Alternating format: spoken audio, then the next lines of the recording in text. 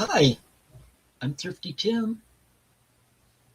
It's Tuesday. It's after 12 here for me, so it must be time for Tuesday afternoon with Thrifty Tim. And others, I don't know whether James will be coming up or not. I texted him this morning, but he didn't or I sent him a message this morning, but he didn't reply. So I don't know, and also I'm not sure. Don't know with Jorgen, but so until so until then I'm going solo. So what I'll do is I'll continue on continue on where I left off last week with my uh, with the bees in my uh, album collection. So we're starting off up to date with okay. This is Pat Benatar in the Heat of the Night. If I remember right, this was her first album, and this is from 1979 on Chrysalis Records, and of course it has Heartbreaker on here, and I Need a Lover, and In the Heat of the Night on here. Okay,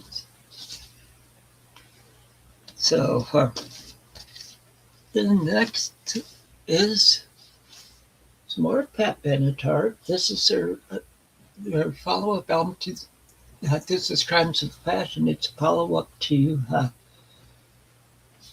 uh, to In the Heat of the Night, and this one has like Treat Me Right on it. Hell is for Children. I like that one. Hit Me with Your Best Shot.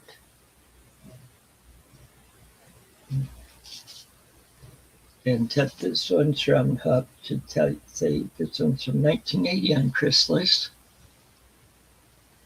Okay, next up is some more Pat Benatar. This is Get Nervous. This is from 1982 on Chrysalis. And there's a back, and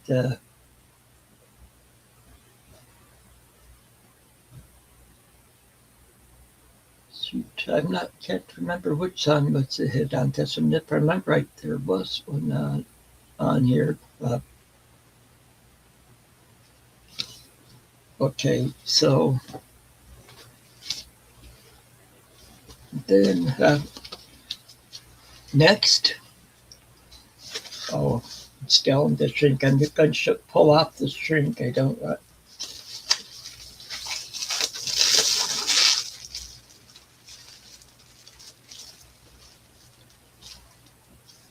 Some more Pat Benatar. This is Live from Earth. This is from 1983 on Chrysalis. It's a live album. Like on here, she does Fire and Ice. Uh, Hell is for Children. Hit Me with Your Best Shot. Promises in the Dark. Heartbreaker. Love is a Battlefield. So it's full of good songs on it. Okay, now we're switching to another artist. That's Tony Bennett. This is I Left My Heart in San Francisco. Of course, it has. Of course, it has I Left My Heart in San Francisco on it, and I'm just trying to use up. And then, oh, and yeah, should say it's on Columbia Records. It doesn't give a year. It's from the 60s, it looks like. And then next, for Tony Bennett, this is Tony Bennett's Greatest Hits, Volume 3. And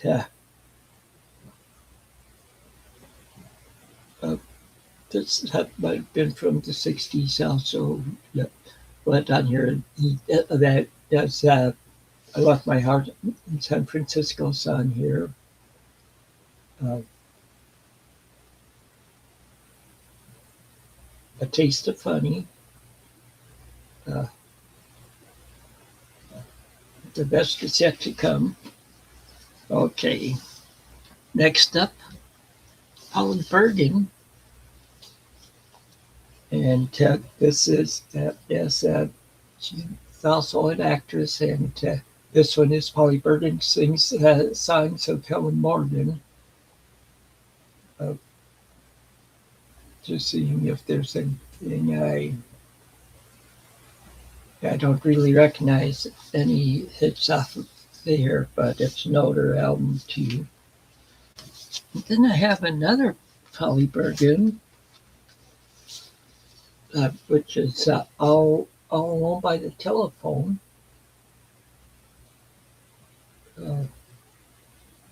And this is an older one also. Really see any hits. It's on Columbia. It's from the late 50s or 60s. Now here is Shelley Berman, the Edge, Shelley Berman, and let's see. I think he was a comedian. Can't really see on here. I got this in like a box set. In a box set I got from Half Price Books, where it was over 100 albums sight unseen until after he paid for it. So that was one of there. Okay, now Chuck Berry. This is Chuck Berry's Golden Decade, 1955 through 1965. It's a gatefold. On the back side. And on here, of course, it's on here are Maybelline, Johnny B. Good, Brown Eyed Handsome Man, Roll of a Beethoven, No Particular Place to Go, Memphis, School Days, Reeling and Rockin', Sweet Little 16, Rock and Roll Music, and Back in the USA.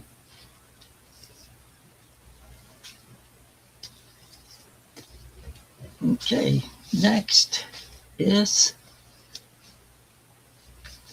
Big Brother and the Holding Company with Janis Joplin. This is Cheap Thrills. There's the gatefold. Here's the inside.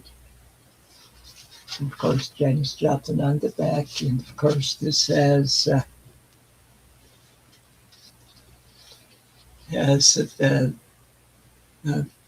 songs. Of course, Piece of My Heart's on here. And okay, that was a big hit on here. Is but also has like Ball and Chain on here.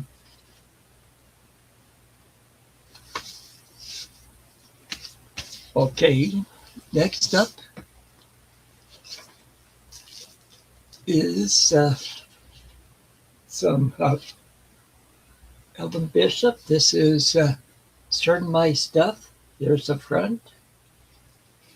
Here's the back. And this is from on Capricorn Records from 1975. And the big hit on this one was Fooled Around and Fell in Love. But he also does Spread My Stuff on here. And okay, next is going from one bishop to another bishop. This is Stephen Bishop. This is the album Careless.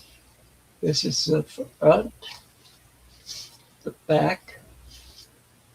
It's um, it's on ABC Records from 1976.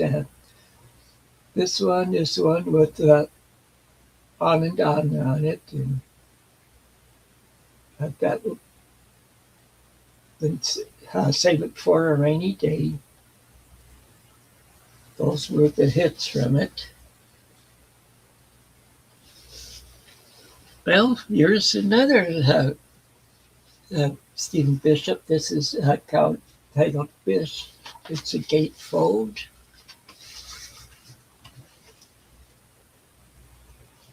There's a picture of a good sized number of people. Probably everybody with that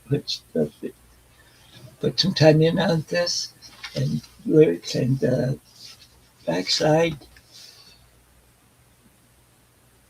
I don't think he really had any hits off of here, but I like his singing. And here's one more by Stephen Bishop, but this is Red Cab to Manhattan. This is on Warner Brothers Records from 1980. Here's the back. And I don't really recognize any hits off that one. Okay, so that were the two group that Paul Cycle DJ got me into. That's Black Oak, Arkansas. This is their self-titled album. And this is the one with this has like Uncle Elijah's on here, singing the blues. Hot and Nasty are some of my favorite songs on this album. Next up is by them is wait, I got that mixed up. Keep the Faith, and this one opens up like this on both sides.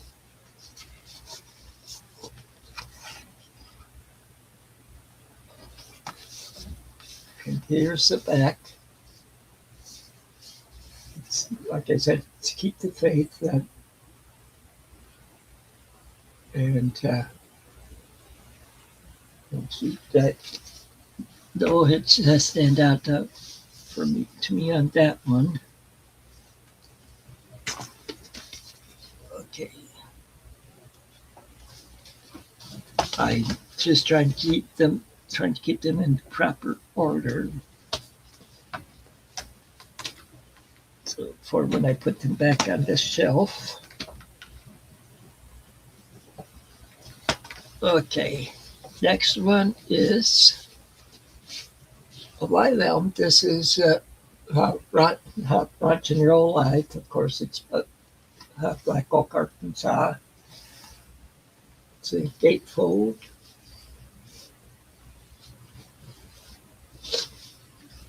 And the back.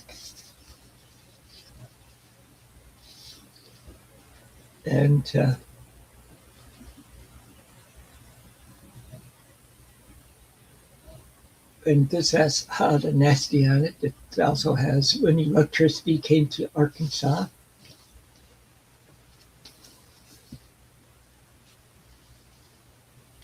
Okay, and here's one that actually this one would go before the self-titled one. This was her some of the early stuff. It's on. Oh wait, no, this is High on the Hog. Oh yeah, this one. That's right. This doesn't go back then. This is High on the Hog. This is on Echo Records from 1973, and it's a gatefold also. And you can see the back. And songs on here are, this one has a hit Jim Dandy on it. And that's High and Dry.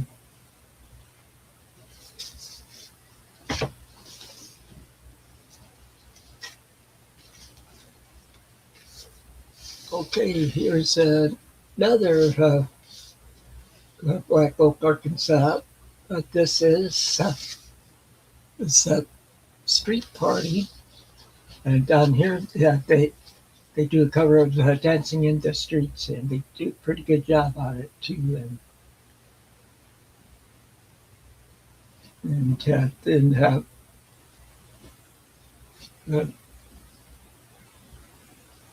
they do I'm a Man on here, and they do Dixie. Okay, yet another Black Oak, Arkansas album. This one is the one that's from their early stuff, and this is Early Times, and it's on Stax Records. It was released in 70. Here, sorry I'm a little late. Oh, okay. I Good. just went out grocery shopping with a friend and had some lunch and got my hair cut. Okay. All right, I'll make you big, and away we go. Okay, well, this one's early years. It's Black Oak, Arkansas, and it's a collection of some of their early songs before they really made it big. And last one of Black Oak, Arkansas I have is Balls of Fire. This on here they do a cover of Rambling Gambling Man, Fistful of Love, Great Balls of Fire, and now I need to get the rest of them for today.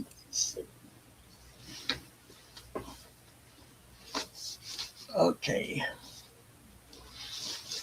So that was they had so done with Black Oak, Arkansas. So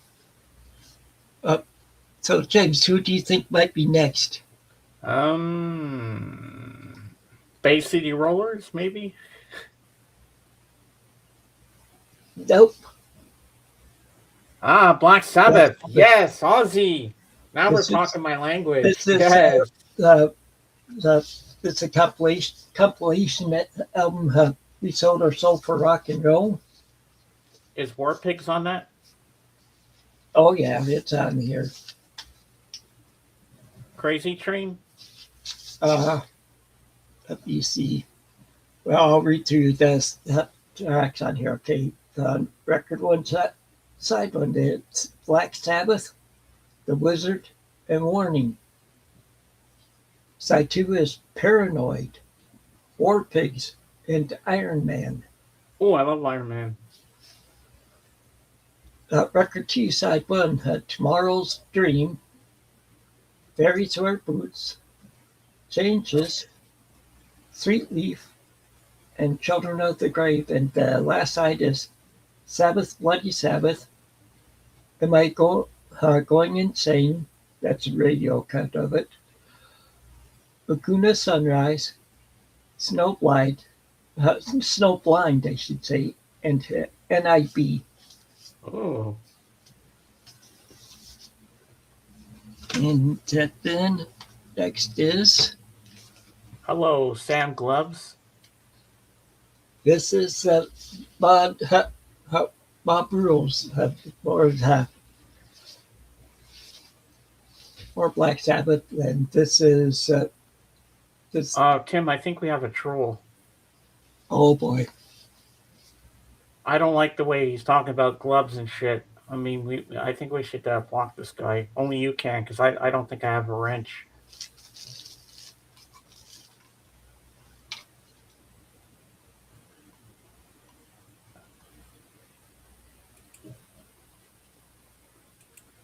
Yeah, I don't trust this guy.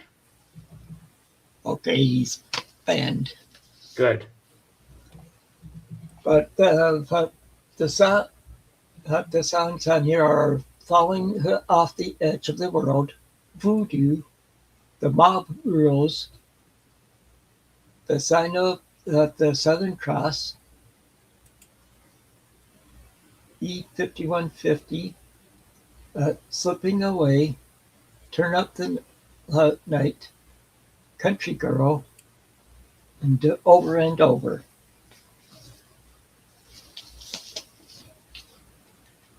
Okay, next up, Blackfoot. This is uh, Strikes. And of course, the big hit on this one is Train Train. They also Mm-hmm. do Highway Song on here. And this also the back end. This one's on Echo Records from 1979. Mm. Okay, here's another one on Echo Records. Blind Faith. Of course, it's in the band are Eric Clapton, Steve Winwood, Ginger Baker, and Rick Gretsch. And on here they do like Well, All Right. Well, to just say all the songs on here on side one, it's Had to Cry Today, Can't Find My Way Home, Well, All Right, Presence of the Lord, that's side one. Side two has Sea of Joy, Do What You Like. Oh, it's just those two songs on here. The second one is over 15 minutes long. Wow. That's almost like Inagata Davida. Yeah. Okay, next up, Blondie, Parallel Lines. You have that album? Oh my god. That has my favorite song on there. And here's the backside. Let's see if is it one way or another? Your favorite? No, it's Sunday Girl.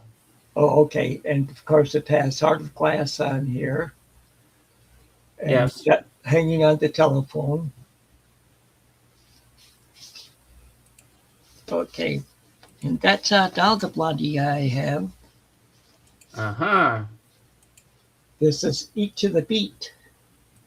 Ooh. This is on Chris List from 1979. This has streaming on it. Eat to the Beat. Atomics on here. And one more Blondie album. This is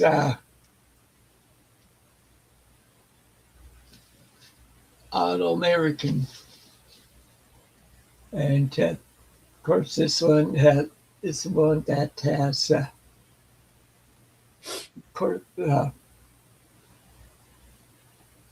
this one has the Titus Eye on it and Rapture. Rapture's good. Yeah, The Tide is High. It's actually a cover.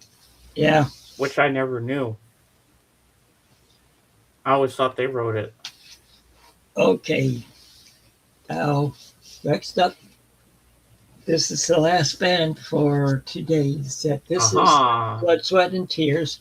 This is a child is father to child is father to the man, and so this. I'm just trying to remember if there was a hit off this one. Looking through them fast, I don't really recognize any anyway. But this is like their first album. Okay, next up, more Blood, Sweat, and Tears. Blood, Sweat, and Tears, self-titled, gatefold. And this one has on it smiling faces and God Bless a Child, Spinning Wheel. Oh, those are the big ones. Oh, You've Made Me Have So Very Happy.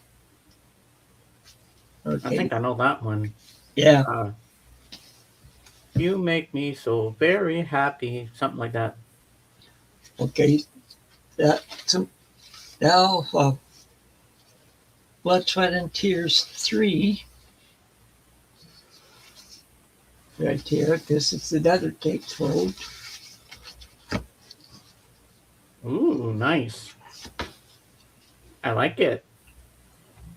Mm-hmm. And of course, this one's then around. I think this is on Columbia yet. I know their earlier albums were on Columbia, and this has Heidi Ho on it, Lucretia McKeevo.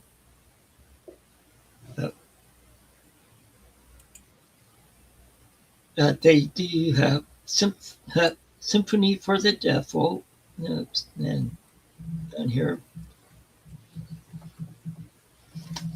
Okay.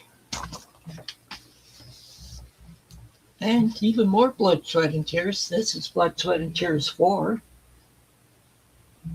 And it's another gatefold. Or I should say trifold.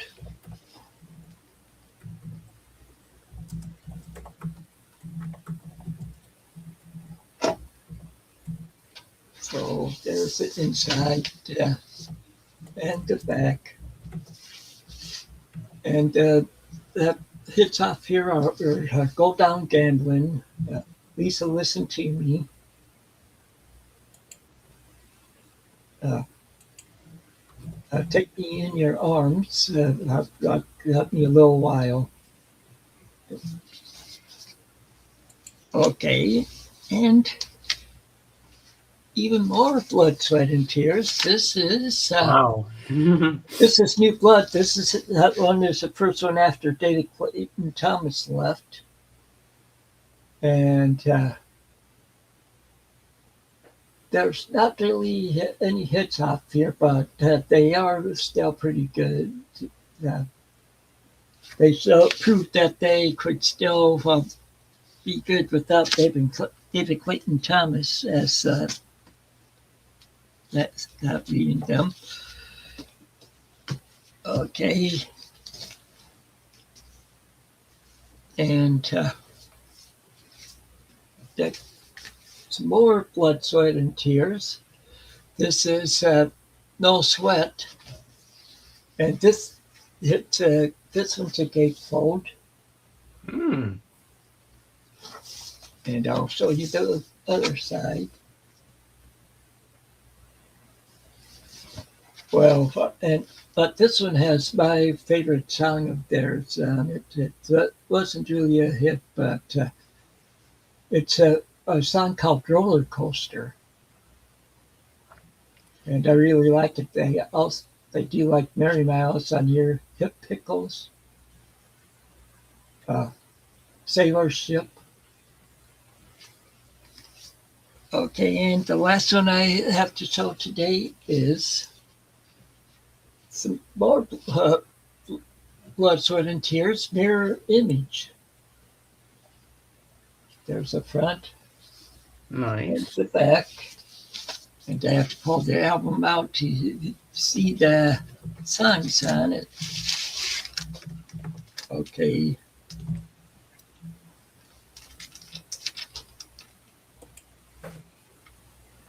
Okay, I'm not really. None of these are really grabbing me right now, but I do like the music and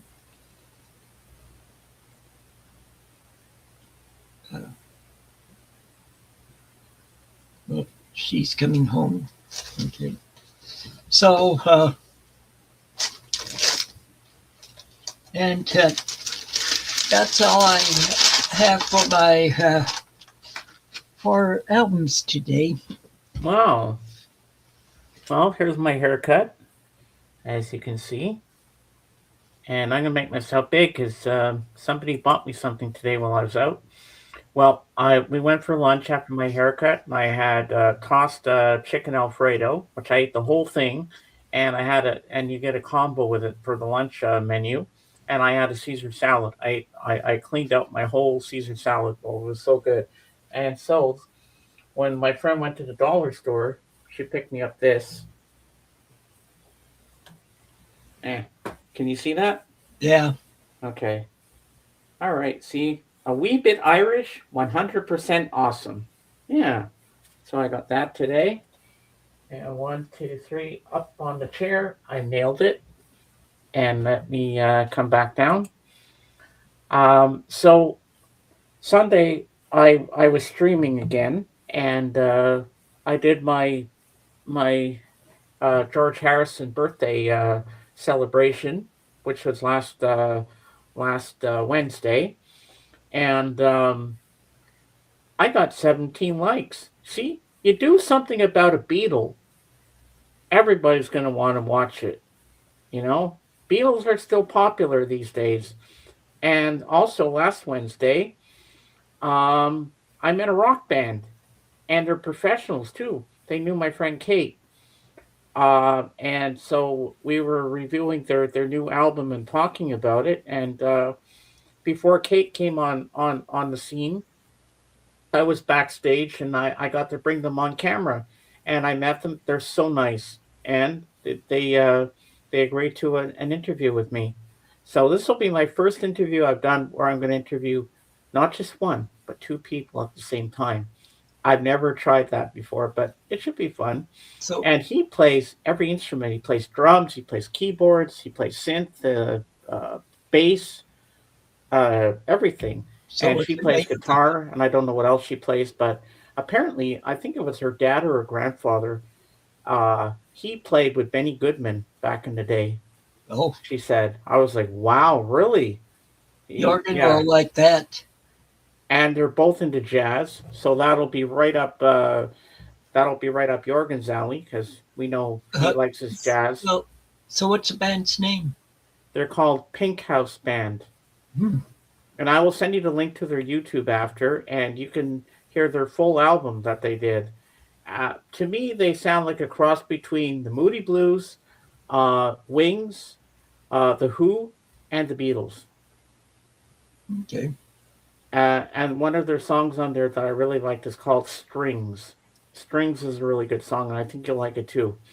And so Friday night, I got to see the documentary about Paul McCartney and Wings called Man on the Run, and it was fantastic. There was a lot of footage I'd never seen before, and it leads up to where Paul gets arrested in Japan for having the bag of weed that he snuck in his suitcase. He was there for about a month in jail, but instead of going to trial, they decided to deport him and send him back home instead of keeping him. I said, I think he's learned his lesson. I think we punished him enough just him being in jail for all that time.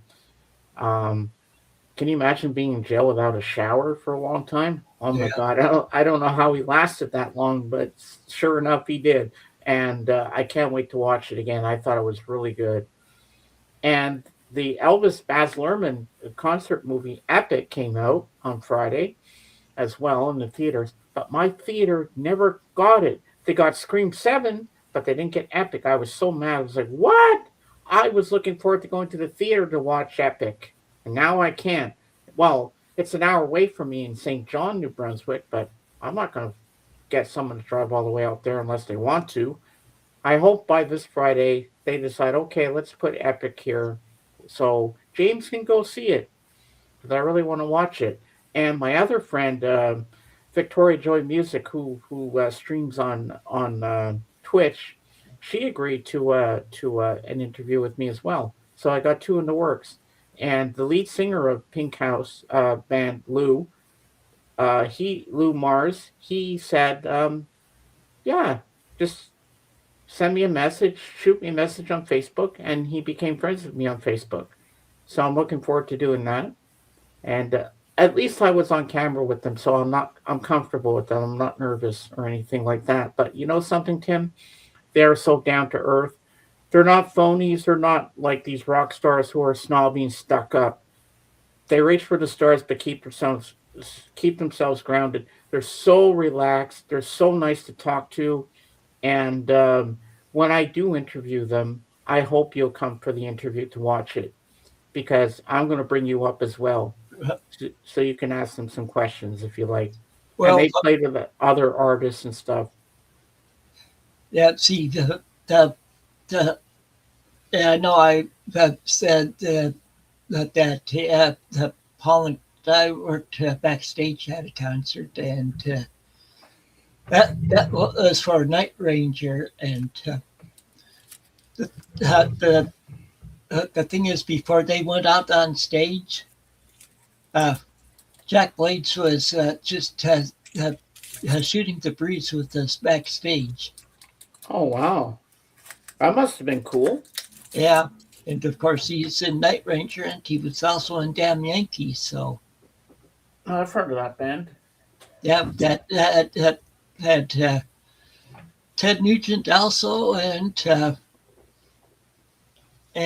Tommy Shaw from Styx. So Oh, when I was in the convenience store getting some meals and some sandwiches, because that's what I eat for breakfast is sandwiches sometimes. And my friend found this, and I'd never seen these before, and she got me these Reese's sticks. okay, And I love my Reese's peanut butter cups. I'm like, oh, oh, that looks good. I said, oh, I uh, definitely want to try these. uh, uh, my wife and I like it too, and our daughter-in-law. Yeah, you get four bars of this. Okay. So I was like, oh, damn, I got to have that. Oh, my daughter is a big Reese's fan too. So And I better not show it to Kate tomorrow when she's live because Kate loves Reese's and she goes, you don't want that. Put it in a box, send it to me. I'm like, hey, it's mine. I'm going to eat them. And maybe I'll eat one in front of her just and go, it's so good. Yeah, we like to tease each other all the time. Yeah, I think you met Kate once or twice. yeah. Yeah. So, what have you been watching lately? Well, I haven't been watching quite as much because I had appointments a lot last week and Oh, yesterday. oh yeah. Because well, I had an appointment Monday of last week. That was the day, but I did my video on Tuesday. But then at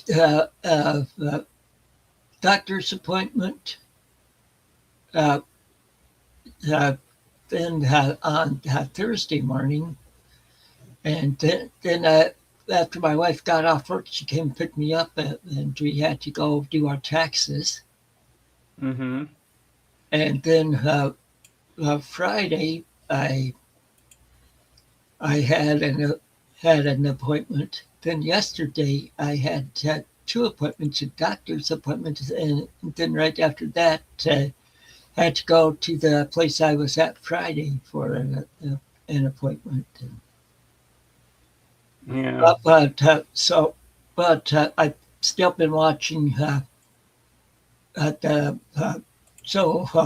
FBI from the 60s and 70s. I've been streaming that. Oh yeah. And my wife and I have been we're streaming some of our we're, uh, we're streaming Father Brown and Mysteries and Sister Boniface Mysteries off of BritBox. Ooh, that sounds cool. We like a lot of these British mysteries that a lot of them have bringing comedy into it too. Yeah. So Sunday night, I watched the Chronicles of Narnia, The Lion, the Witch, and the Wardrobe, and then the second one, Prince Caspian, because I was in a a Narnia mood because I hadn't watched those in a while. And then last night I watched the third one, The Voyage of the Dawn Treader. And then I went back on Apple TV and started a docu series called 1971, and it's all about the music of 1971. They're talking about Nixon and the Vietnam War and all the stars that came out of the woodwork in that era. I went to bed around 11:30 last night. This show was so addictive I couldn't stop watching it. It's so interesting. And I was thinking of you, Tim. I said Tim would love this. And so for the next episode, they're going to be talking about Carole King Okay. and Elton John. And they Yeah. talked about David Bowie. And when he first came to America, he got off the plane and he was wearing a woman's dress. He was in a dress. Well, he did that in his early career. He dressed up Yeah. like a woman. And then he went to the first Glastonbury festival and he sang a new song that wasn't even out yet. His famous song "Changes," and I thought that was really good. I was like, "Wow, that's amazing!" And now it's time for Thrifty Tim's Book Corner. Well, I don't have the books in with me. I have my e-readers because I finished the two books that I was reading on the e-readers. The first one was on this one. That was Richard Dare's. I mean Richard. I mean Oliver Bright's Search by Edward Stratemeyer. It was the second book in his Bound to Succeed series. A book that's in the public domain, and see Richard Dare in it is a 16-year-old boy uh, who was getting ready for going to college, and father his father pulled him aside one day and said, "Okay, we need to talk." And he told Richard that they were flat broke uh, because they were wealthy, and his that dad had uh, chipped in some money for, or told that when he was younger, he helped funding for a mine that he never got anything back from it, Mm-hmm. and he couldn't get hold of the guy that told him that well, and so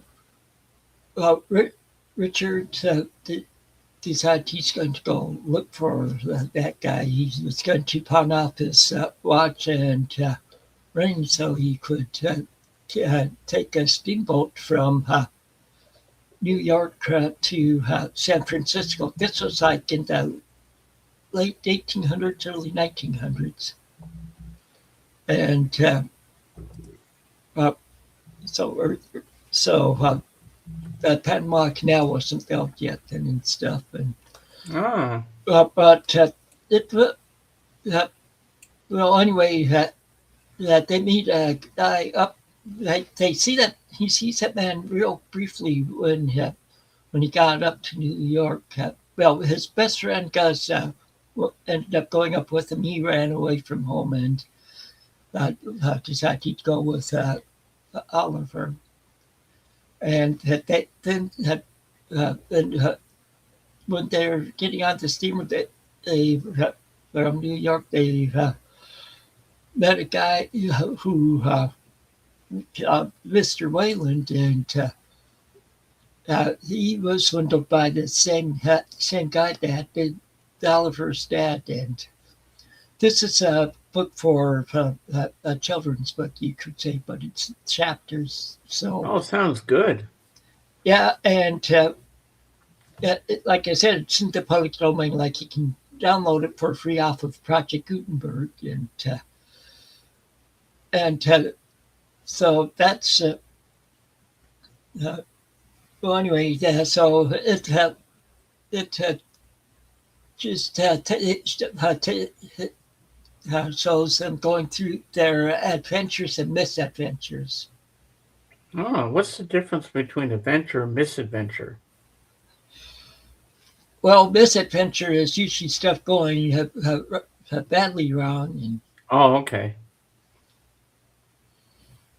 And then Yeah, well, I know what adventure is, but misadventure, I never really understood what it meant, but now I do. That and sounds then, like a the second one was from on by Nook. It was uh, a book by Mary Roberts Reinhardt. She was well known better for writing, well known for her mystery stories she wrote. This was in the early 1900s, and she went on through at least the 30s and maybe the 40s writing them. But her early ones were out before 1920. She had some out, but this one that I read is this one in a series, and she only had like a couple of series in. The hmm. first one was just a retelling of the first one of where it was rewritten some for the stage. But it's this one. It's name of it is The Amazing Adventures of uh, uh, Letitia Carberry, Hmm. and she goes by Tish. But it's that she lives with uh, three or two other women. They're all in their late 40s, early 50s. And this is about their adventures. The first one, she does solve a mystery because she's in the hospital and a dead body was discovered, and then it disappears, and a lot of other stuff, weird stuff goes on there, and she figures out who murdered that guy that or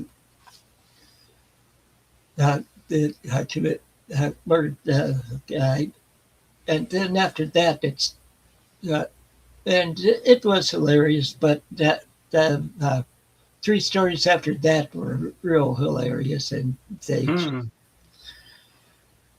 so it was a good book also. Wow. And so now we're into March Mystery Madness. Ooh. Yeah, I see you have something else scheduled. Yeah, that's My for my popcorn. every Wednesday. I'm going to be doing it starting at the same time this does, but it's only an hour long. Mm-hmm. But on here now, on my tablet, I'm reading Crime and Punishment by Fyodor. I think it's pronounced Fyodor Dav- David. I can usually say it. Davidovsky or whatever, Russian author, and it's crime. I just started on it, but I've heard a lot of good stuff about Dostoevsky. Well, well, uh, there's a well. Tell you what I'll do. I'll just take this back to the. Oh, come on.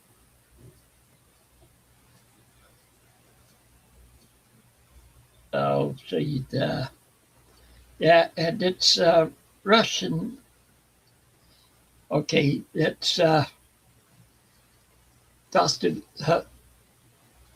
Dostoevsky. Uh, oh, it's clear. Okay, can you see it? Yep, yep. Okay, it's Crime and Punishment. It's like 600 some pages long. Yeah, no, there's a movie of it too. Yeah, it's it's better like to uh, have stories, and so so I had just started that, and then on my Nook here, I'm starting to read. Uh, Now I can't remember the. I uh, can't pronounce the author's name. It's maybe I can pull it up. It's he's French. Okay, I think I downloaded it. Oh, I did. No, I didn't. It's a French author. His first name is Jules. This is another one in the public domain. and the book is called uh, uh, the uh, the crime on the crime of the pavement, or the crime of the boulevard. Never heard of it. It's a French author from, of course, from France, and it's around like the early 1900s. Hmm. Interesting. So that's Nice. all that I'm reading now. All right. Well, I guess I'll grab some movies to show you. And I know one I'm going to show you. But the other two, I don't know where they are, but we'll just go with this. Hold on. Let me grab something. All Okay. right. Let's do this thing as we wait for Jorgen.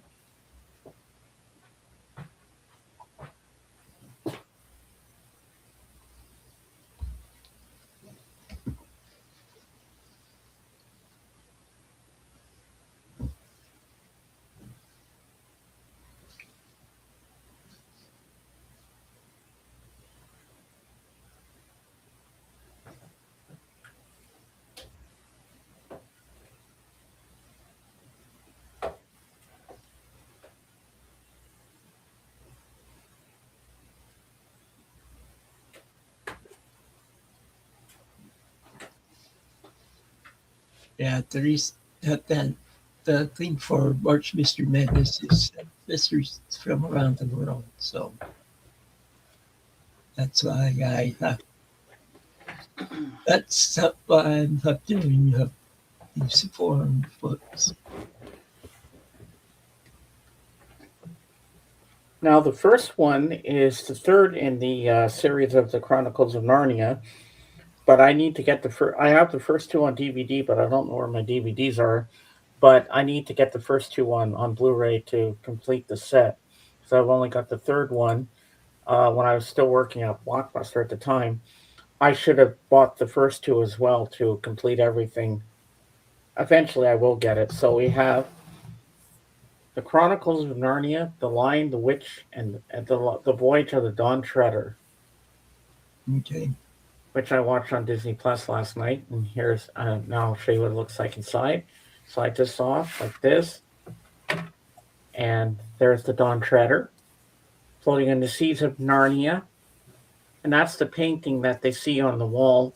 And all the water comes in the room, and then they go under the water, and then they come up into Narnia.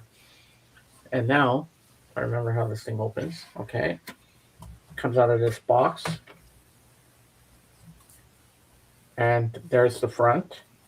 Return to magic, return to hope. And there they are, all the people on board.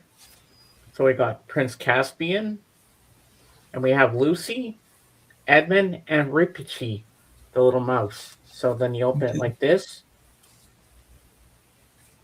and it says, "Embark on a journey to uncharted lands filled with mystical creatures and new adventures. Return to Narnia." Ho ho ho! Isn't that cool? Yeah. Now, gets even better. Check that out. Now we're on the ship, Yeah. and then you pull this down like this, and then right in. Wait, is there something inside? Yeah, there is. Okay. And inside here, if you pull this out, you get a little Don Treader collectible cards. Hmm. And there's the little mouse again, so you open it like this, postcards. There's Aslan. And you have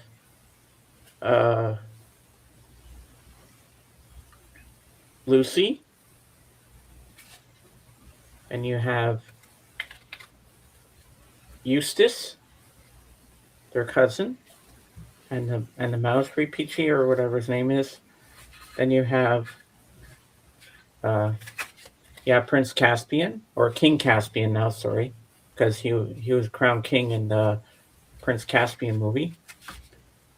There's Aslan, and that's when they go back to their own world. that scene. And then we have she's the she's a star in the heavens. And then we have um,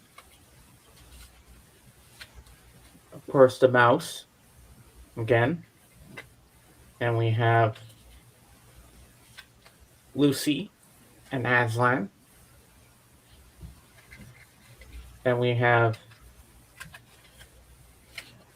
Eustace as a dragon with Free Peachy or whatever his name is, the mouse. And there we have Eustace, King Caspian, and King Edmund. And then we have, what's the last one here? If I can get this open. And that's it. So that's the little booklet that you get. And it just slides in here.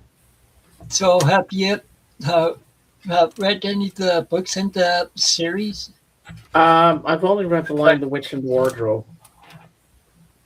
In books, And yeah, then, because you can get box sets of them for decent prices. yeah, no, I want to read them all again.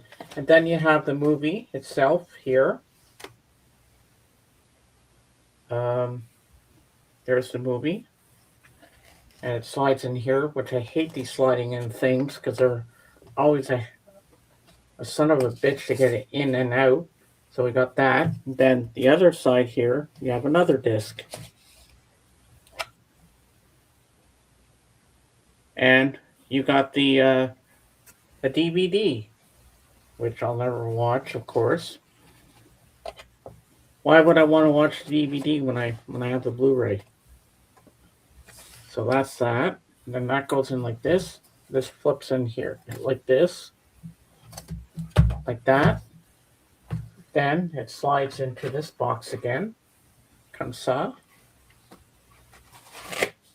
Then it slides back. This slides over the top like this. And there you go. Now the next ones are here. So we have the first one, Divergent. And this is a book series as well. So we have that one. Then we have the second one, Insurgent, which is a lenticular cover. Then we have the third one, Allegiant. Then, after that, we have one of my favorite movies by Paul Schrader. And this is a remake of a 1930s or 40s movie, but it's very sexually oriented. And Giorgio Moroder did the musical score for it, which is fantastic. That's why I love this movie so much. And also, David Bowie sings the Cat People theme, Putting Out Fire. An erotic fantasy about the animal in us all. And it stars Natasha Kinski, Malcolm McDowell, John Hurd, and Annette O'Toole. So this is Cat People. And then another movie that won 3 Academy Awards for Best Picture, and it stars Sandra Bullock, Don Cheadle, Matt Dillon, Jennifer Esposito, William Fichtner, Brendan Fraser, Terrence Howard, Chris Ludacris Bridges, Andy Newton, Ryan Phillippe, Lorenz Tate, and Michael Pena, or Pena, whatever. And it's called Crash. You ever seen this movie? No, I don't think so. This movie is really, really good. This compelling urban thriller tracks the volatile intersection of a multi-ethnic cast of characters struggling to overcome their fears as they careen in and out of one another's lives. In the gray area between black and white, victim and aggressor, during the next 36 hours, they will all collide. It's a really good movie. Yeah, so that's what I got for that. And now let me go put these back on the shelf, and I will pull out some more for you. Hold on. Okay.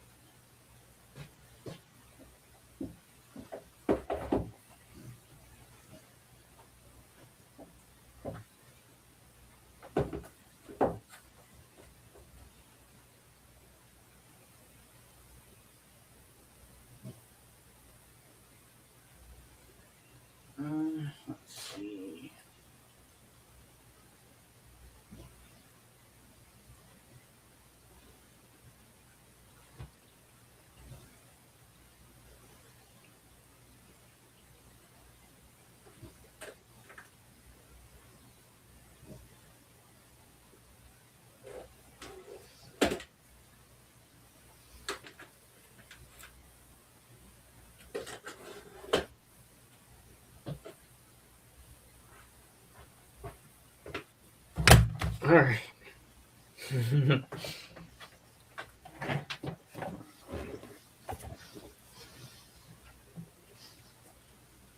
All right. I'm back with some more movies to show you. So we've got some good ones here. Um, Let me make myself big. Um, we have a two-movie collection: Clint Eastwood, Every Which Way But Loose, and Any Which Way You Can, Yep, with those Clyde the are both good. Orangutan, where he does white knuckle fisting, Yeah, boxing, whatever. I love these movies; they're so good. So we got that. Right Turn, Clyde. Yep. Then one of my favorite movies about King Arthur, um, Excalibur, and I have some other movies about him. Okay, But this one's really good from 1981, and it's 2 hours and 21 minutes. Really good movie. Then we have with Drew Barrymore and Angelica Houston, Ever After, a Cinderella story. You ever seen this? well, Even they have the character of Leonardo da Vinci in this movie, which I think is pretty cool. Next up, we have one of my favorites from 1985, and this movie has Ethan Hawke and River Phoenix. It's called Explorers. Disc one is the theatrical, and disc two is the director's cut. So the home video cut is an hour and 46 minutes. The theatrical cut is 1 hour and 49 minutes. So there are some differences in it. Then we have Arnold Schwarzenegger and Sylvester Stallone in a jail movie called Escape Plan, the most secure prison ever built. No one breaks out alone. don't think I've seen that one. This is a good one. Yo, Adrian, I'm with Arnold. Yeah, we're gonna get out of here. Yeah. Yeah, I've seen them in the Expendables, but Yeah. And now here's a great movie, which I saw in the theater when it first came out. Dragon, the Bruce Lee story. The mystery, the life, the love, the legend. This is a good movie about Bruce Lee.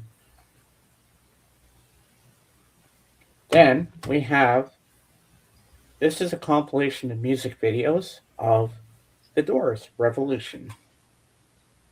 okay, Then we have the movie with Val Kilmer directed by Oliver Stone, The Doors. okay, Now we get into a franchise. Well, soon we will. We have The Beatles, 8 Days a Week, okay, directed by Ron Howard, documentary. Of course, we have Baz Luhrmann's Elvis. Now the franchise. We have Die Hard, oh yeah, good movie. Christmas movie. Yeah, that's what everybody says. Then we have Die Hard 2, Die Harder. Yeah, Then we have the third one, Die Hard with a Vengeance, with Samuel L. Jackson in it, okay, what Simon Says. Then we have the fourth one, we have Live Free or Die Hard. okay, Then we have the theatrical and the extended cut, Bruce Willis in A Good Day to Die Hard. As you can see, I'm a big Bruce Willis fan, so yeah. So I have all the Die Hard movies. do you have Moonlighting? No, I wish I did. I remember that series. That was a good show. Yeah, All right, let me make myself small, and I'm going to put these back, and maybe I'll grab some more. Hold okay. on. Let me put these all back on the shelf. Make sure these are all in the right order, which they are. Okay. That way there, I put them back in the right place. I gotta make sure they're all in the right order. Okay. Here we go. Now they are. All right. I'll be right back. Man, almost clocked myself in the head with my headphones. Okay. Here we go.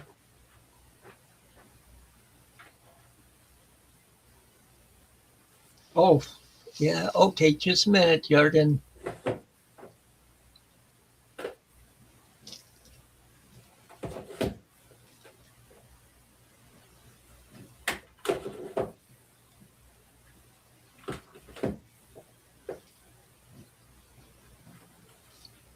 Okay, there's a link, Jorgen.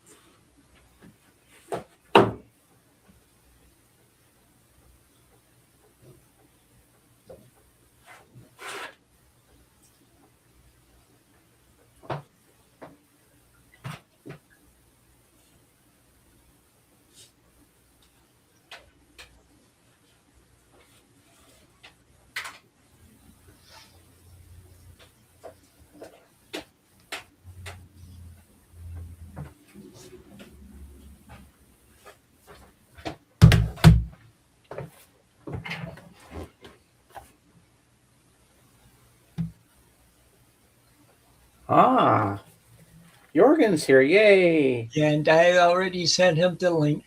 Well, that's good. All right. Let me show you these ones here. Now, this movie I really like a lot. Um, it stars um, Ryan Gosling and Emma Stone. La La Land. I really love this movie so much. Now, I have two separate versions of this movie.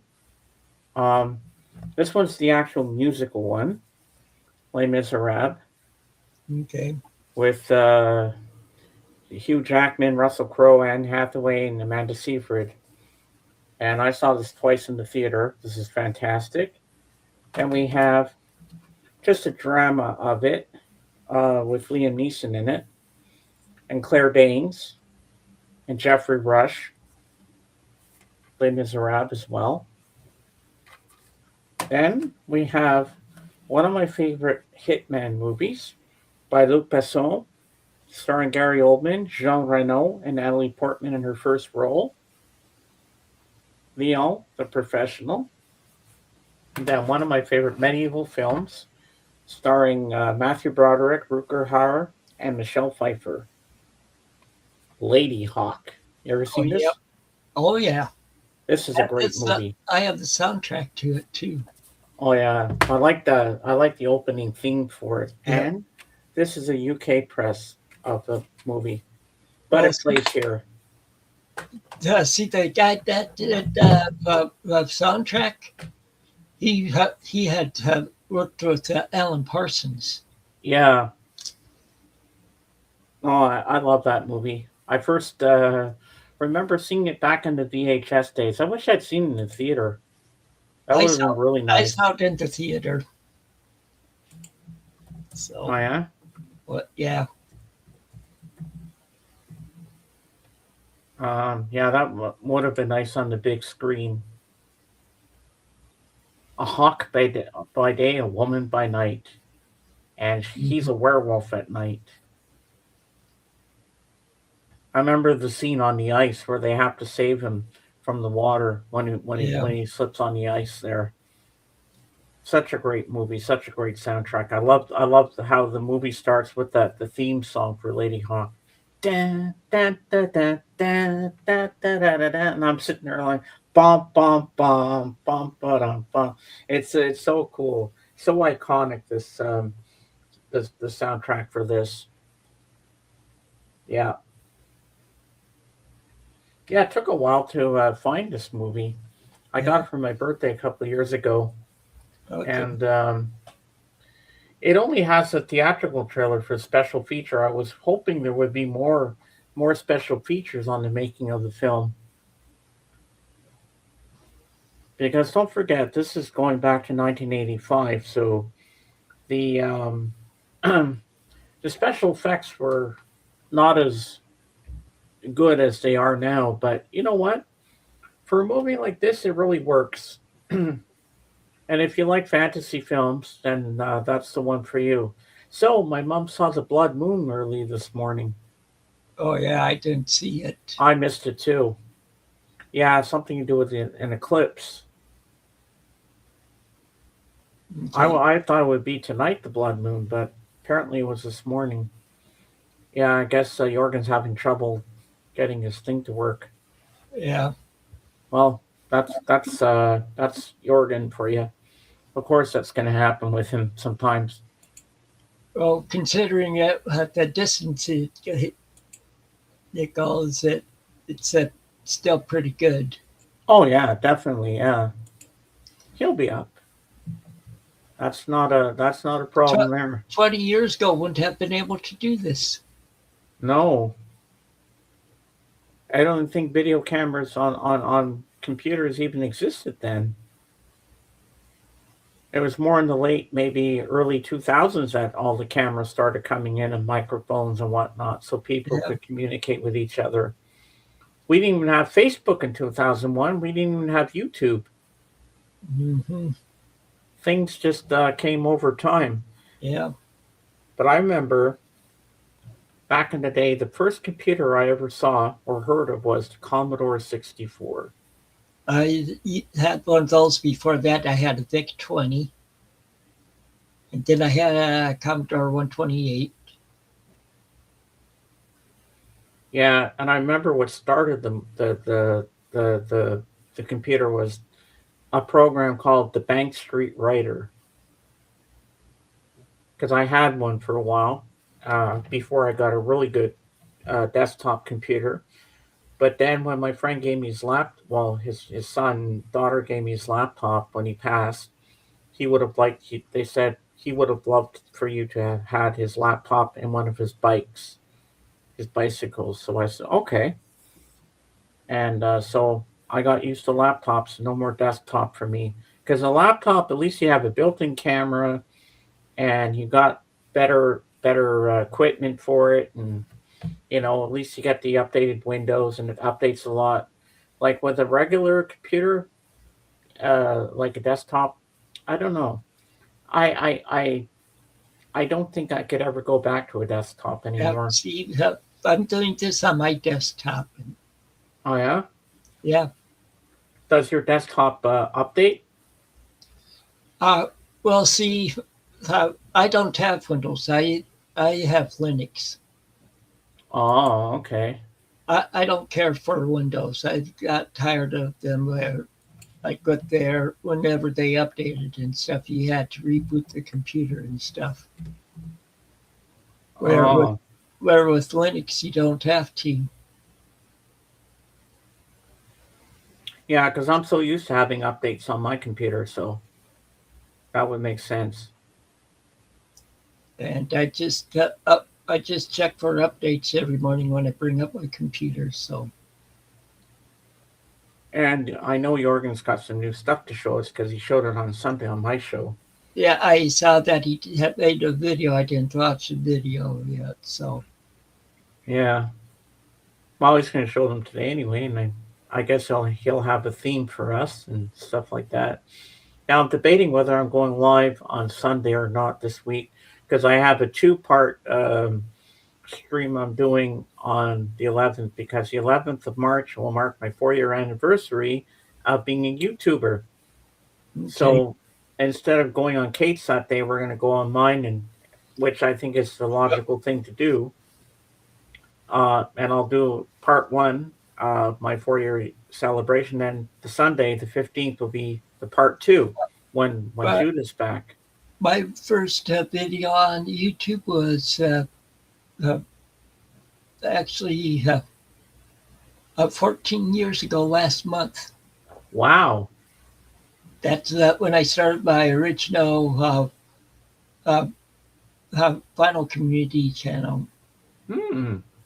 That's interesting. Yeah. And for my reading, I started in like 2017 or 2018. Ah. I hope Jorgen. Well, actually, might have been 2016. Come to think of it, I hope Jorgen's not having issues, yeah. but it would seem so. That's not the first time that's happened to him. No,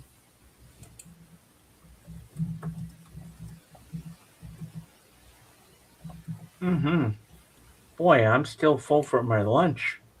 Had a nice tossed chicken Alfredo at the restaurant and a Caesar salad. Yeah, I can't eat salads anymore because I just don't have the teeth for it. Uh, and it came with real nice garlic bread, but I can't digest garlic all the time, so I just So took a bite, and that so was it. where is it that you went to eat? It's called Pizza Delight. Mm, Yeah, it's really good. But they have pasta. I said, I don't feel like pizza this time. I feel like my pasta. I said, do you want to side with that? I'm like, oh, okay. I said, Caesar salad sounds good. uh, for pasta places, I like to go to Olive Garden. I don't think we have Olive Garden here in Canada that I'm aware of.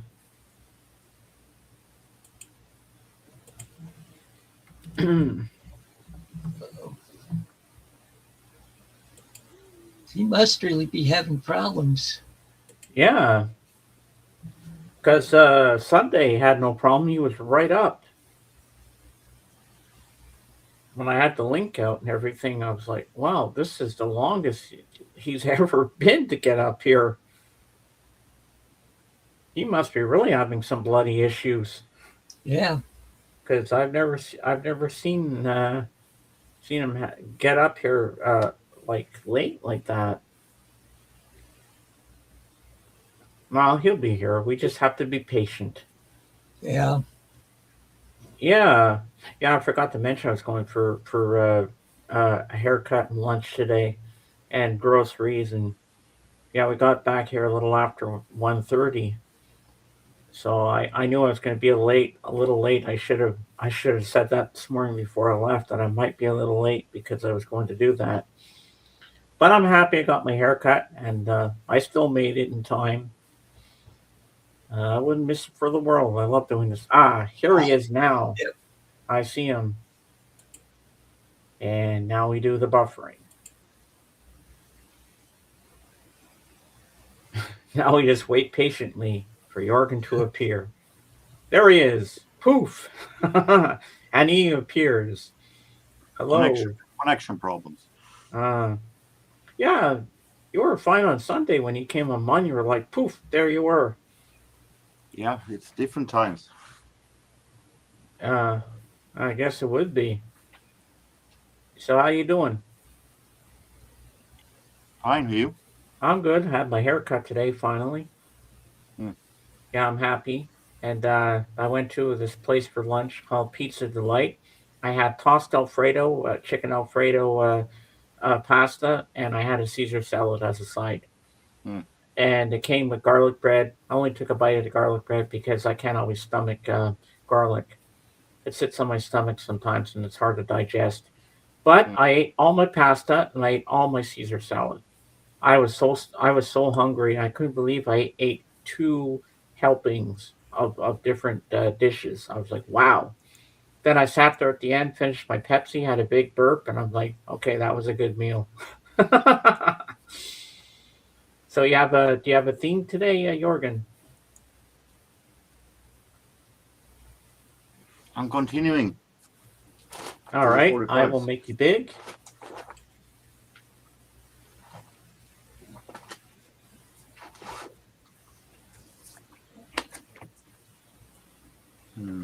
Where were I? Well,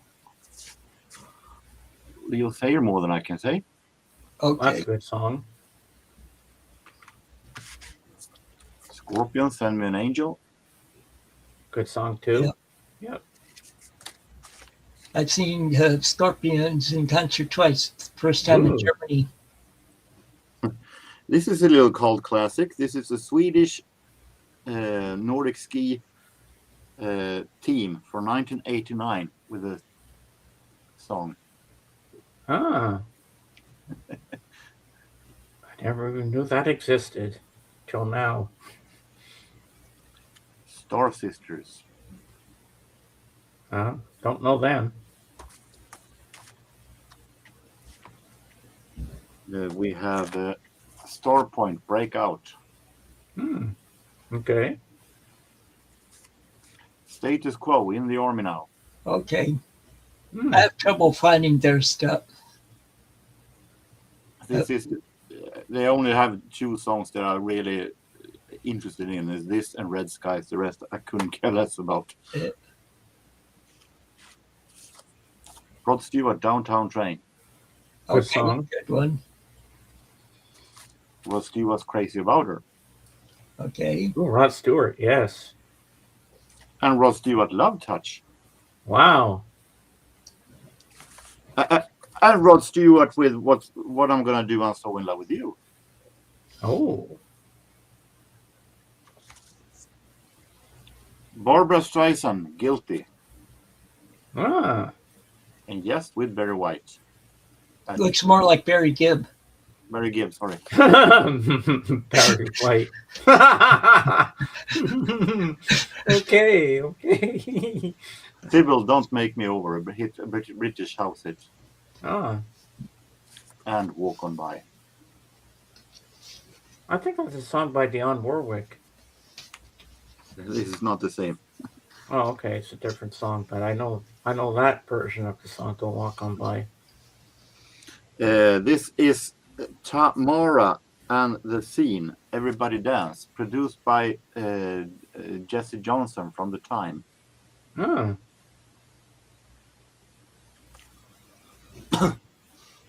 Carrie Johnson, The Best of You. Mm.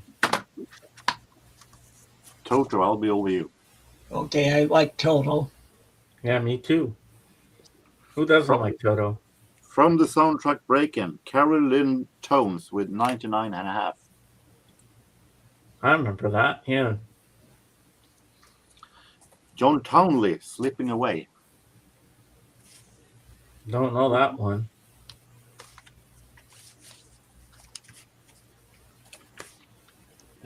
Kim Wilde, Can't Get Enough of Your Love. I think I know that one. I can take a few more. Detroit Spinners and a medley, Cupid and I Loved You for a Long Time.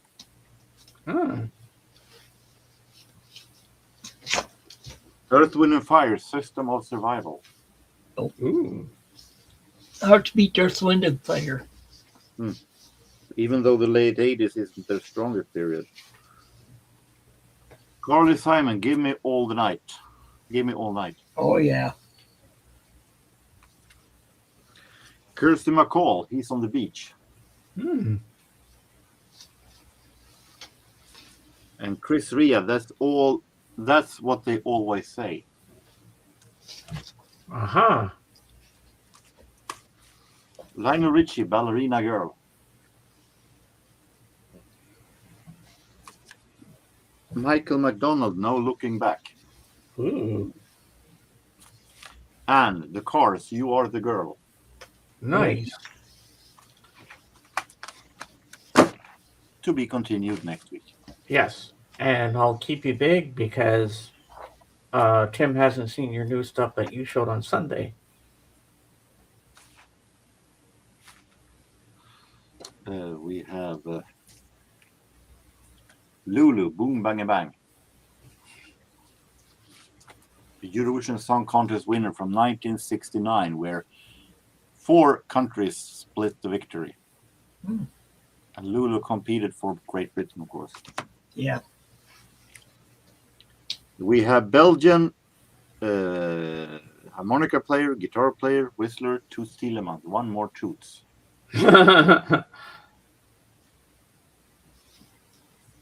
And we have some Tommy Dorsey on 45. Okay. These songs.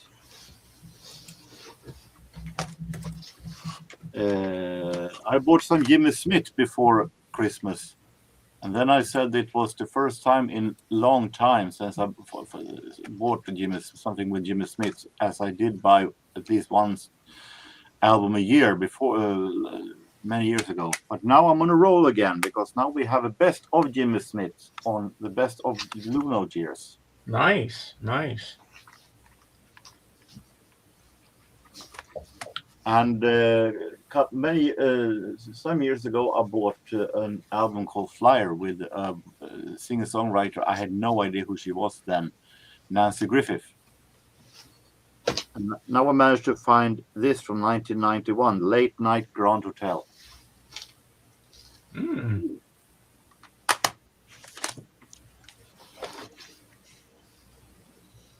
And we have Curtis Mayfield. Curtis in Chicago. Recorded live. Collector's edition. Did you ever figure out why it was a collector's edition? No, I haven't been able to search it up.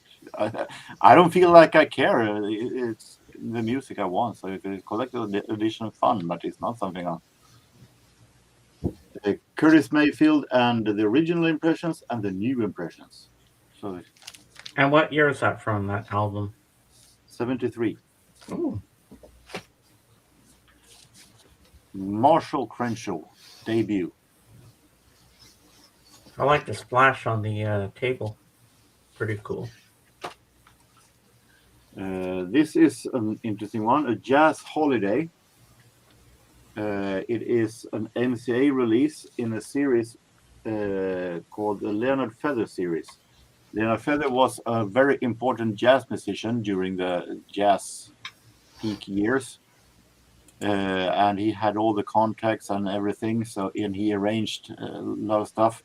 And here he had picked the songs on this one. So this is containing late 20s, early 30s jazz. We have a lot of Benny Goodman before Benny Goodman got big.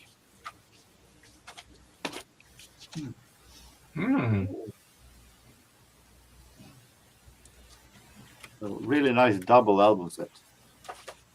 And more of the same year, Fletcher Henderson, 1931.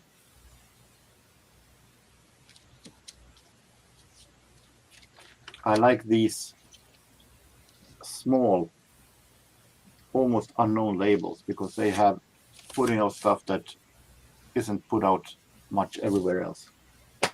Mm-hmm. So that's it. Wow, that's pretty good. Have you listened to any of them yet? Nope. No. It's only been 2 days. So last night, Jorgen, my mom saw early this morning the Blood Red Moon. Yeah, because there was an eclipse. And I missed it. Well, maybe it was too early because I would have never gotten back to sleep if I got up to see the moon. I want to see it. I thought it was going to be tonight, but apparently it was early this morning. Yeah. So what have you been watching lately, Jorgen? Well, nothing special. Some a TV show, an old TV show I wanted to see for quite some time from Sweden, and of course some wrestling. Well, last night I started a docu-series on Apple TV. Let me get some information from Apple so I can tell you what I'm watching.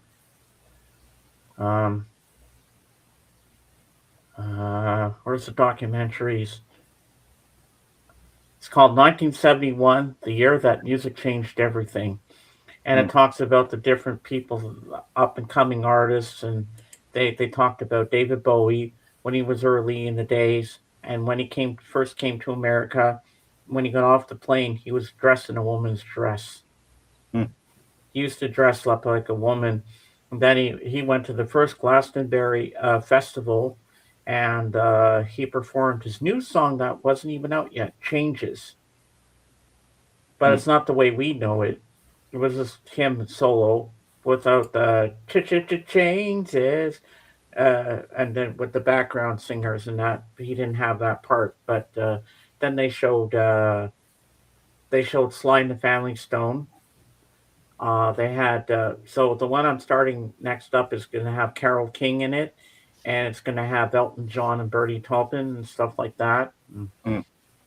But it's very addictive, this show. Like, it was about 11:30, almost 12 o'clock when I went to bed last night, because I couldn't stop watching it. You start binging this thing, it gets so interesting. You're like, and it talks about the Vietnam War and Nixon, and it was talking about like T-Rex with their sexual songs, and then they're talking about sex education for students and stuff like that in Britain, and it was very interesting to see all this stuff go down and how the Mm, music affected everybody at the time.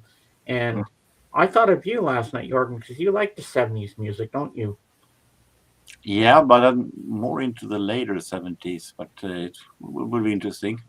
But Yeah, you, 1971 have some good stuff. I can't wait to watch some more tonight. but I can tell you more. there is some documentary that I'm going to watch one of these days that is on YouTube about 1959 that changes the jazz years. So it is, Ah, that should be cool. Yeah. And now it's time for the wrestling corner with Jorgen. Woohoo! All right. What's your what's your wrestling news today? well, there was Elimination Chamber last week, and uh, things they tried to form WrestleMania. Mm-hmm. Yeah, Uh, because my friend Sinian, we were in Blood's channel, and he had the pay per view and he popped it on the screen, so we were watching a bit of it, and I saw CM Punk in a match. I forget who the other guy was. Finn Balor. Oh, okay. Yeah, I saw bits and pieces of it because we were watching the Montreal Canadiens play at the same time. So I had Hmm. both screens on at the same time. So I was watching back and forth between the two. And Demolition is in tag team. Demolition is involved. Is inducted. It will be inducted in the WWE Hall of Fame. Ooh, is that a good or a bad thing? That is a very good thing. It is not a moment too early. Hmm. So they got all their people down for WrestleMania now. No, it's way much left to plan. We only have around 3 matches still that are ready. Ah, so do they know who the main event is? So far, CM Punk versus Roman Reigns will be one. At this moment, it looks like it will be Drew McIntyre versus Randy Orton, but it might be changing due to time and make it a three-way match or something like that. So time will tell. Will they have a battle royale? They usually have some under the giant battle royal memorial battle royal, but nowadays I think it is on SmackDown the day after or something like that. So most likely not. Because I always like the battle royales, and I like the steel cage matches. Well, the money in the extreme what was now what was in the steel cage Hmm. the elimination chamber. Ah, okay. Yeah, but it should be exciting when the what's it called there WrestleMania comes on, Hmm. and it'll probably be up on Netflix, or I don't have to pay for the pay per view. I can just watch it there for free. Hmm. I mean, my friend's already paying for the thing, so I don't have to worry about it because he shares his account with me, so I can just watch it. So I can see WrestleMania right there for nothing. Hmm. Now, I'm sure they're gonna if they have all the other wrestling things on there. I'm sure they're gonna have that on there. Well, they will split it into 2 days, Oh yeah. Saturday and Sunday. Ah, yeah, because it's too long. Yeah, it's still too long, but And I okay. bet they'll have a lot of matches if they're going to split it up into 2 days. Hmm. Because that would be quite something. Yeah. Yeah, they try. If you're watching like the rival AEW's PLE, as it's called right now nowadays, they're big events. That they are around 6 hours long. So, How much can they fit into 6 hours? That's bloody long. and how can the audience sit there and be there for 6 hours? Yeah, I mean, people got to get up and go to the toilet. And Yeah, they're probably getting hungry too there. Well, that's why they have the snack bar. it's weird. I mean, you almost have to take out a vacation day to watch a wrestling event. It's totally weird. I mean, okay, I can see if it was 3 hours. I mean, 3 hours you can do, but 6 hours. I mean, how much can they show? Like, what's the whole 6 hours gonna have? I mean, well, they can't put that many matches. How many matches would they have to get in 6 hours? It's one of the reasons why I don't watch big events that much nowadays, because they're way too long for me. Even if they're splitting up in 2 days, they're way too long for me. I way too impatient to sit that long. And I remember when I watched WrestleMania 5 when I was back in 1989. I was sitting through 3 or 4 hours watching that pay-per-view. That was something special, but now it is way too long. Well, there's always one thing you can do. Just fast forward to the good parts. If it is recorded, yes, not if it is live. No, no, but if it's on YouTube, you Yeah, can just but they don't put out big events on YouTube. It is copyrighted from WWE or AEW, so they don't put out big events. They want people to buy it, not see it for free. Yeah, but on Netflix, if it's too long for me, I can just fast forward it to the good parts. Hmm. Because they have a lot of talking in between, and the people, oh, I'm gonna kick his ass, I'm gonna rip his No, face not that off. much. Not that much during WrestleMania. No, Okay, they have some comedy sketches every sometime, but it's not that much trash talk at WrestleMania matches. oh, Normally, I should say, no one knows what will happen from one year to another. no, I like the early ones, like the early WrestleManias when it first started out. Those were fun to watch. Hmm. Yeah, when we had Hulk Hogan and Andre the Giant, and like as the first one I loved had Mr. T. Hmm. When Mr. T was in it, do you remember that one? One WrestleMania 1 and 2. He was in both. Yep, I only thought he was in just the first one. I didn't know he was in both. he had a boxing match against Roddy Piper in WrestleMania 2. Oh, yeah. I wonder if Mr. T actually trained to be a boxer. I think so. He was in Rocky. Yeah, Also, though. Clubber Lang. Yeah.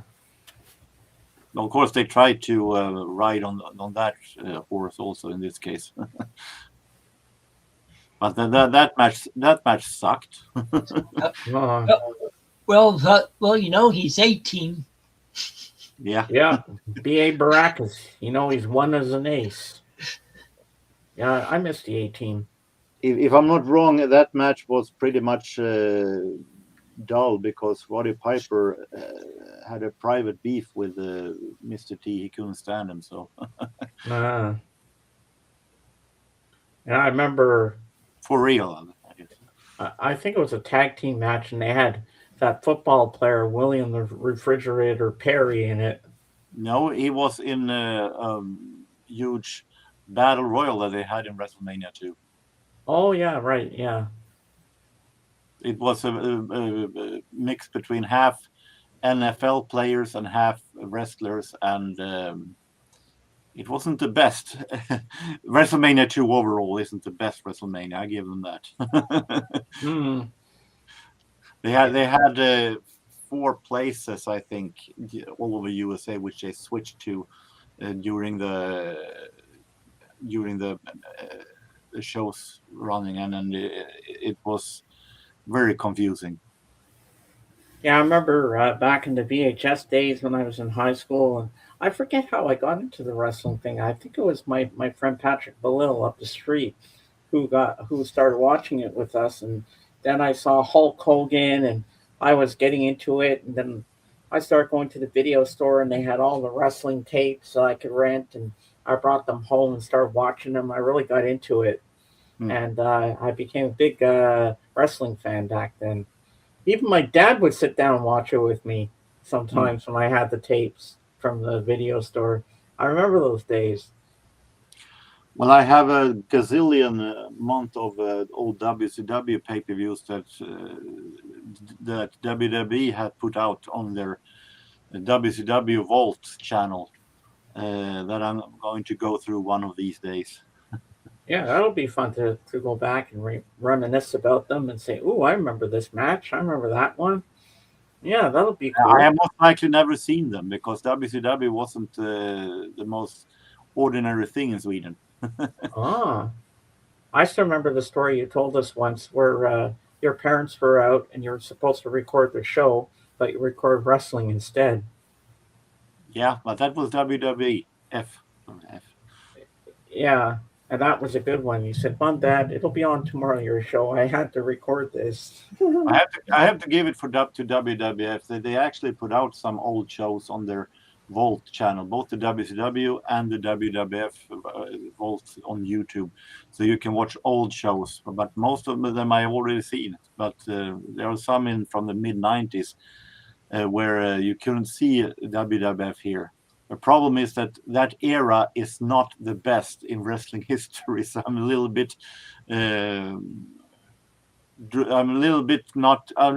careful of wanting to see those because I have a feeling that most matches will suck. Yeah. Well, I remember when WWE was a streaming app until they went with Netflix because they had their own channel like Disney Plus and the Paramount Plus and all that kind of stuff. Or WWE Netflix. Network. Yeah, WWE Network. But then they But they had TV deals, of course, at the same time also. yeah, then the network was more or less if you wanted to see Raw or SmackDown or old stuff. Well, yeah, then they went with Netflix. Well, with that you said there, James, it reminded me of something that I watch every day. I watch a channel called Cord Cutters. Ah. And Paramount is purchasing Warner HBO Max, Discovery Plus. Ooh. Oh yeah. So. Oh, yeah. That's cool. And on Paramount Plus, there's a really good documentary with Tony Robbins, and he interviews Bon Jovi. I watched it 2 weeks ago. It was really, really good. I really enjoyed it, and Bon Jovi's so great in an interview. I just love Bon Jovi. I'm a huge fan. Well, some shows I like to watch on there are Behind the Music. Yeah, I still need to watch some of those Behind the Music. Yeah, they have some good stuff on there, and you know what? For the quality of what you get on Apple TV, it's not a lot of. They don't have a big library like all the other apps do, but there is some really good stuff, and their documentaries are fantastic. They really know how to pull a person in and grip them and say, okay, we're going to make you binge this and you're going to love it. You're going to stay up past 1 o'clock in the morning. You're going to keep going with this. And I like that. You know, they're putting out good quality if you're binging and you can't stop watching, like the ones with Ewan McGregor and Charlie Boorman with the motorcycles. Those gripped me the first time I saw them. And I'm sorry that the whole series is not there anymore, that it's finished.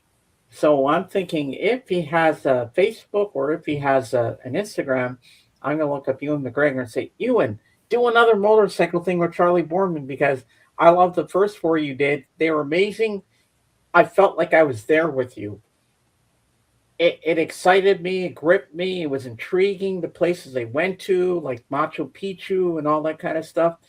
I was like floored. I was like, wow, this is amazing.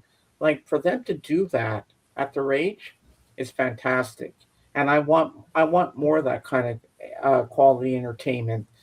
But they like you don't see that on regular TV. Like this TLC channel, you know TLC, right, Tim? Yeah. Well, I'm asking you because Jorgen wouldn't know anything about it. And It's they Ted, have the Ted Turner channel, if I'm not wrong. 1,000 Fat Sisters or something. I think it's owned by Ted Turner. Yeah, Say Yes to the Dress and all these. That's all 90 Day Fiance. That's all fake. They're all acting in the show. I said, Mom, how can you watch this crap? It's terrible. And then when I go on Apple TV, I see the real life shows like that, like Ewan McGregor. That's reality TV. That's the stuff that's real. The other stuff is crap. And my mom eats all this stuff up. I'm like, how can you watch this garbage? And when I called the show Jorgen, Say Yes to the Dress, I said, say no to the show because it's garbage. And half the women on these shows are always so fat. It's true. Well, the comparing to all the reality series where they're supposed to be Playboy models, so I mean they gotta have some place to be the fat people also. Oh, these shows are so stupid. It's like, why even be? You should be ashamed and embarrassed to be acting on these stupid things. I remember Little People, Big World. It was good in the beginning, but then after a couple of years, it just kind of went downhill. Can't be worse than stuff like Paradise Hotel and stuff like that. Uh, and then there was another one, uh, Kate plus eight. She had 8 kids, and she treated her husband like crap. And I said, "Why do you stay with this bitch? Why do you let him use? She's using you. She's just controlling you." And then one day he left her, and then I said, "You know what? This show should be called Kate and No Eight." Well, I remember a show that was on for that they used to have on called Beauty and the Geeks. Oh yeah. Yeah, that was sort of interesting. Ah.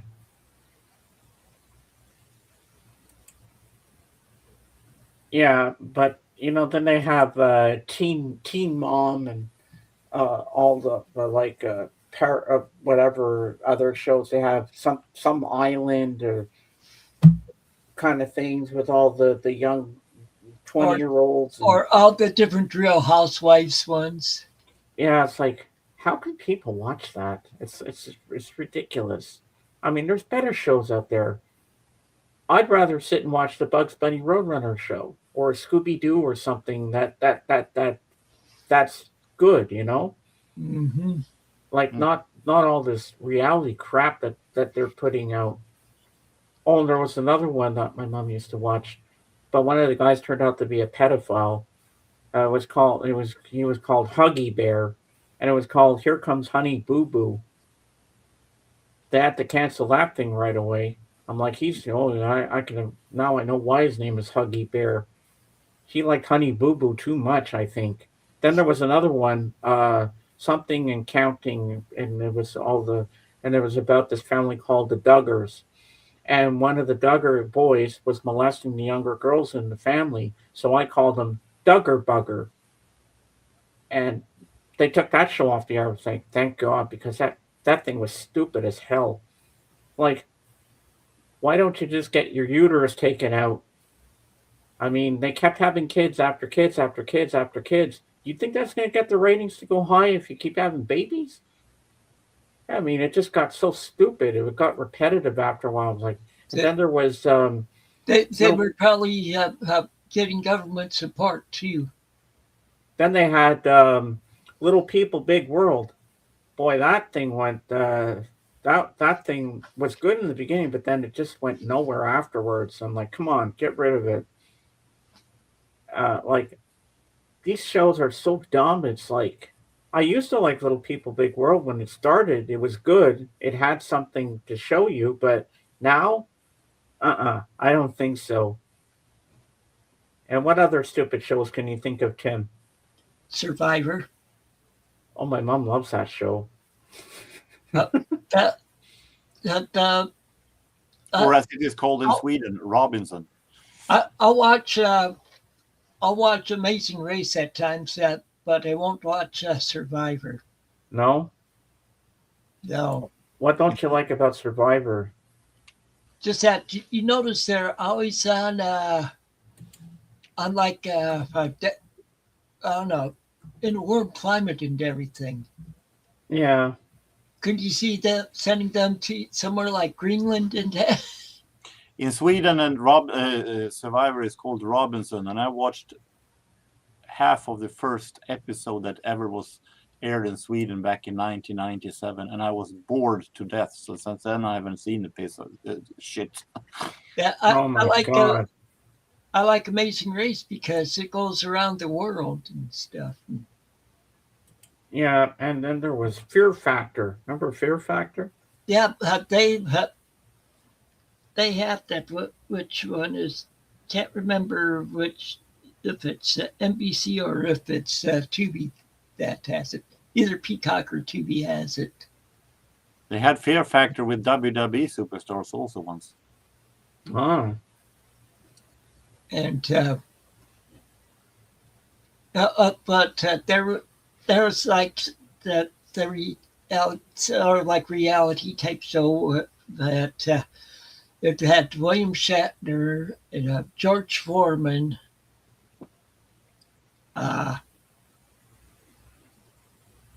Bradshaw, the football player, if I remember right. Mm-hmm. They travel to different places around the world. That those kind of reality shows I like, where they go Yeah. places I'll never get to see. Those are nice to watch. Yeah, But all those TLC shows my mom watches, I'm like, Mom, this is all crap. You got to find something better than this. Well, maybe she likes it. Yeah, she does, but I don't. I sat down and watched 5 minutes of one show with her. I'm like, Mom, you find this interesting? I find it stupid. Well, I don't watch any reality series. I hate them. I would have to never see those things again. Well, you would like the series with you and McGregor on the motorcycles going around the world. That I know you'd like, Jorgen. well, They even went to Sweden. Oh, then. Oh yes, you want to see that, don't you? there's I obviously, irony hasn't reached Brunswick yet. there's one reality show that I will watch. Ice Road Truckers. Oh, I've seen that. It takes place in Canada, and Yeah, I like that show. I used to watch that on Disney Plus. Well, one of my friends called it another name, Ice Road. You know what the F word? I'm sick and tired of celebrities trying to get their 50 minutes of fame by doing reality shows. I'm sick and tired of young people embarrassing themselves for getting their 15 minutes of fame by doing stuff like Paradise Hotel and stuff like that. So I hate those kind of reality shows. It's stupid. It makes people stupid. Yeah. No, but you know what? Ewan McGregor is a really down to earth man. I really like him. Like when you see him not being an actor in a movie and he's on that show, he is so friendly with people. He's so nice. He pauses for autographs with the fans and everything. I like that about him. You could stand there and you could have a conversation with him and he will never push you away. I like him for that.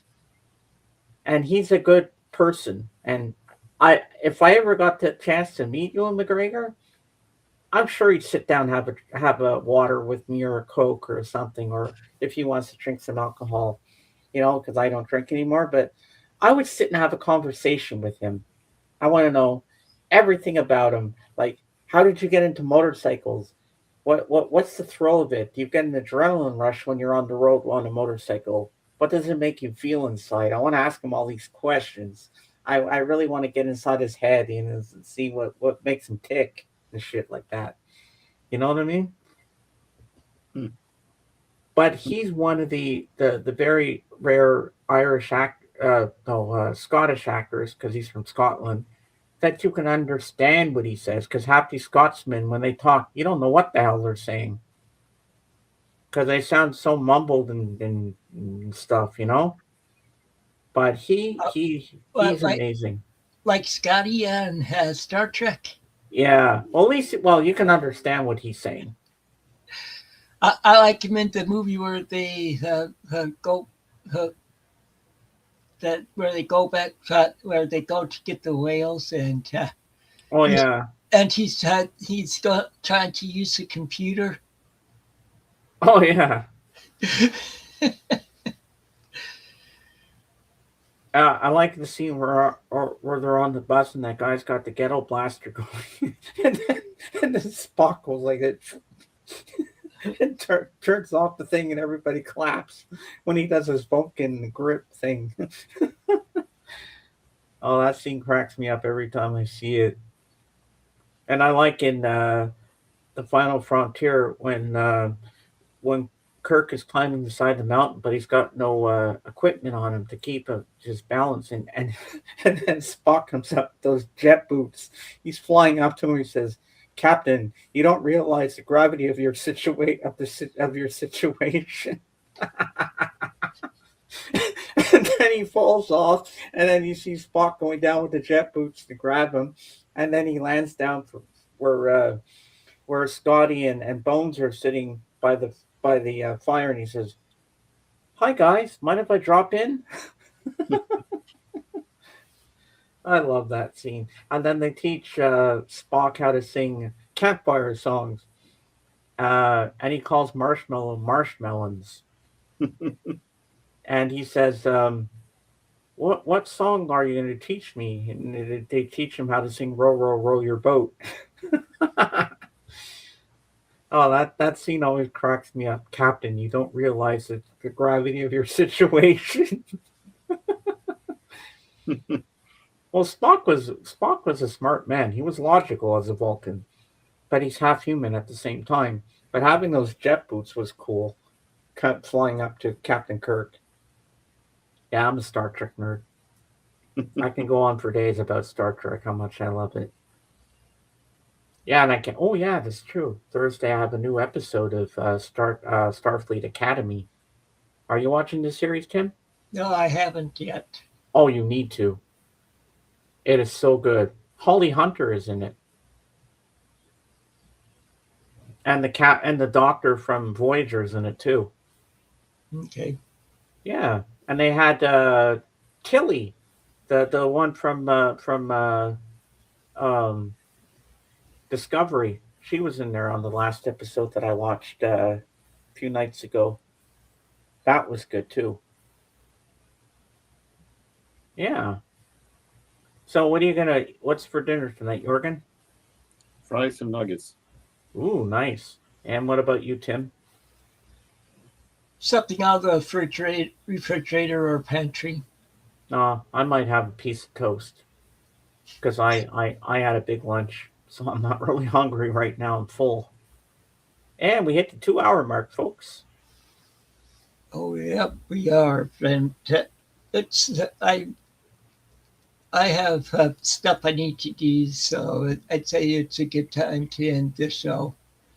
Especially since I'm doing another live stream tomorrow for reading. Oh yeah, I saw that there. I got confused. I almost went to the wrong one. So until next time, take it easy. Or until next time, take it easy and keep on rocking and reading. Godspeed, everybody. These aren't the droids they're looking for. You can go on about your business. I haven't seen this stream anymore.